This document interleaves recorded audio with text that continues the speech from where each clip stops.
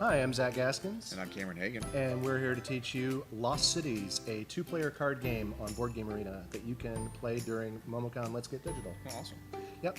This game is about leading expeditions into Lost Cities? Lost Cities. How about that? It is a fairly simple card game for two players where you take risks, and every turn you take has trade-offs and agonizing decisions that you have to make. Okay. And it's a fairly simple game to pick up, and we'll show you how to play there in just a moment. Awesome.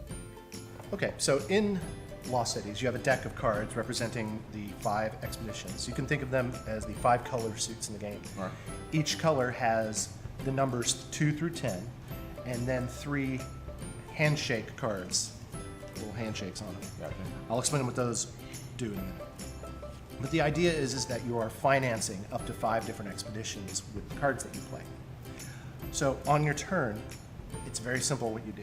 All right. You must play one card, either to one of your expeditions or to these discard piles that are shown here. And then you must take one card, either from the draw deck or from the tops of one of these discard piles. So you have to be careful what you discard possibly. Yeah, because you might give it to your opponent to use. Now, anytime you play the first card to one of your expeditions, you are committing to that expedition, and you immediately go 20 points in the hole per expedition you start. So you don't have to start every expedition. You should start the ones you feel confident about. The trick of the game is you're never quite fully confident that you can complete an expedition. So you're loaded, but not that loaded. Yeah.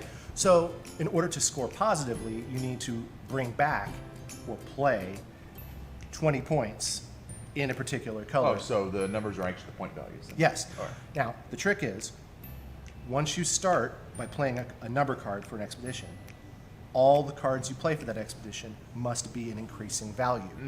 So say I play the 5 in yellow, I can play the 7 in yellow, but if I played the 7 first, I couldn't play the 5 later. Gotcha. Because they represent further progress in the expedition. So you can rack up a whole lot of points if you have a bunch of numbers in the same color. Yeah. But you have to play them. One at a time. And I'm assuming it's I play a card, you play. Yeah, this is one card. Yeah, you play one card, you pick up one card. Yeah. And you keep on going like that until someone takes the last card from the draw deck. That signals the end of the round, and you do the scoring, which we'll do in a second. All right. Now, you're probably wondering what the handshake cards are.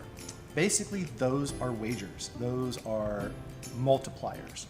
So normally, when you start an expedition, you go 20 points in the hole, and whatever you score is the total amount of the sum of the numbers on that color minus 20. Yeah. Now, if before playing number cards to an expedition, you play the investment cards, one investment card is saying, I want to score double what I normally would for this expedition. Now, that can be positive, but it can also be negative. Whatever your total is in that color, you multiply it by 2. So if you're down the hole by 10, that's now 20. Yeah. And since there are 3 handshakes, you can play all 3, but at that point, your score in that color is now quadruple. And because it's a card you play to that expedition, you go 20 in the hole, regardless of whether it's a handshake or a number. Yeah. So you've got to be very careful about that. Now, there's also the way to score a 20-point bonus if you play at least 8 cards in a color, regardless of whether they're handshakes or number cards. And that's after the multiplication that could potentially happen. Yeah. So it's sort of a way to save yourself as long as you commit to playing at least 8 cards in a color. And that's pretty much the game. It's fairly simple. The trick of it is that there's a lot of signaling in what you play and what you discard.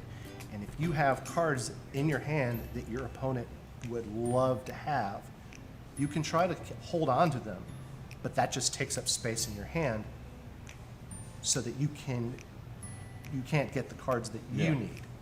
And it's basically that betraying confidence back and forth in reading people. But it's a surprisingly quick game with a lot of depth, and I hope everyone here enjoys it. Awesome. Yep. So yeah, you can find this game on Board Game Arena, and we'll be playing it during the Let's Get Digital weekend. There will be plenty of people on the MomoCon Discord that you can talk to that will be able to help step you through it and also set up games.